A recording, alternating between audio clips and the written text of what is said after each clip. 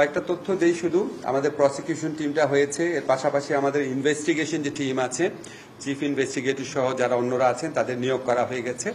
এখন আমাদের জন্য খুব গুরুত্বপূর্ণ চ্যালেঞ্জ হচ্ছে এটা আপনার কোর্টটা কনস্টিটিউট করা, রিকনস্টিটিউট করা, কারণ এখানে এখন নাই কোনো বিচারক, এবং এটা আমাদের পরবর্তী লক্ষ্য। বাট একই সাথে সাথে আমরা যে আইনগত সংস্কার আছে, এই সংস্কারে আলোচনা এখানে থেমে থাকবে না। আমরা আপনাদের এখানে যারা এক্সপার্ট আছে, আমরা মোটামুটি জানি এই বিষয়ে কাদের এক্সপার্টিজ আছে, সবার কাছে আমরা পাঠাবো, সবার মতামত নিব।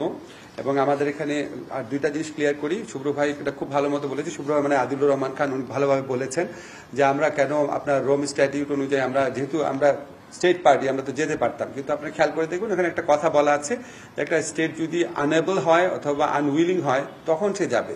এখন আমরা তো মানে আমরা মনে করি আমাদের সক্ষমতা আছে বিচার করার। এটা প্রথমে আমরা যদি বলি সক্ষমতা নাই, তাহলে আমার বিচার বিভাগকে ছোট করা হয়, আর আনউইলিং এর তো প্রশ্নই আসে না। সেকেন্ড হচ্ছে যে হাইব্রিডের ক্ষেত্রে আমরা একটু ইনভেস্টিগেট করেছি। যেমন আপনারা জানেন কম্বোডিয়াতে যে বিচারটা হয়েছে, সেখানে খেমা রুজের যে লিডার ছিলেন খিউ সাম্পান, খুব কুখ্যাত মানুষ ছিলেন। ওনার মতো একটা মানুষের বিচার আপনার উনি গ্রেফতার হয়েছে 2007-এ, বিচার হয়েছে 2018-তে, 11 বছর লেগেছে। কোনো কোনো ক্ষেত্রে 15 বছরেও বিচার সম্পন্ন হয় নাই। তো আমাদের কাছে মনে হয়েছে এখানে একটা অনেক বড় দীর্ঘসূত্রিতা থাকে, আর আমাদের একটা ন্যাশনাল ইমোশনের ব্যাপার আছে। আমরা এই বিচার প্রক্রিয়ার খুব কাছাকাছি থাকতে চাই। এটার জন্য সবকিছু বিবেচনা আমরা এই আমাদের অভ্যন্তরীণ ট্রাইব্যুনালটা আছে ডোমেস্টিক, সেটাকে প্রেফার করেছি। আর একটা কথা শেষ বলতে চাই, আমি এটা প্রথম দিন থেকে বলছি, আমরা এখানে কোনো প্রতিশোধ চাওয়া, কোনো প্রতিহিংসা এটা না, আমরা সুবিচার চাই। আপনারা নিজের চোখে দেখেছেন কি ভয়ঙ্কর হত্যাকাণ্ড ঘটেছে। আমরা কখনো বিশ্বাস করতে পারতাম না যে মানে একটা দেশের মানুষ আরেকটা মানে একটা দেশের, আমি এটা বলতাম ইয়ে করে, একটা বৃদ্ধ প্রজন্ম একটা তরুণ প্রজন্মকে উন্মত্তভাবে খুনের নেশায় নেমেছিল আর কি।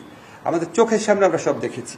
যত বেদনা বুকের ভিতর থাক, যত ক্ষোভ বুকের ভিতর থাক, আমরা এই চ্যালেঞ্জটা সম্পর্কে সম্পূর্ণ সচেতন আছি যে আমাদের এই বিচারটা সবার কাছে গ্রহণযোগ্য হতে হবে। আমার বুকের ভিতরে যত কষ্ট থাক, যত হতাশা থাক, যত আপনার ক্রন্দন থাকুক, ক্ষোভ থাকুক, বিচারটাকে অবশ্যই আমাদের সবার কাছে গ্রহণযোগ্য হতে হবে। আমরা সচেতন আছি, আমরা একটা ডিপলি পোলারাইজ সোসাইটিতে বাস করি।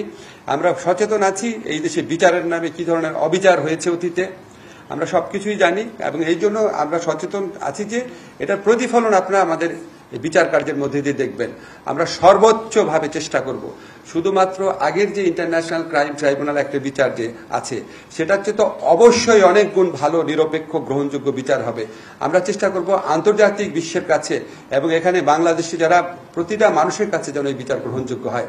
যেসব নেতারা বা যে সমস্ত ব্যক্তিরা এখানে বিচার কার্যের সম্মুখীন হবেন, তাদের যারা সমর্থক আছে, তাদেরও যেন মনে হয় হ্যাঁ সত্যি উনি অন্যায় করেছে বা উনি অন্যায় করে নাই, তারাও যেন কনভিন্স থাকে।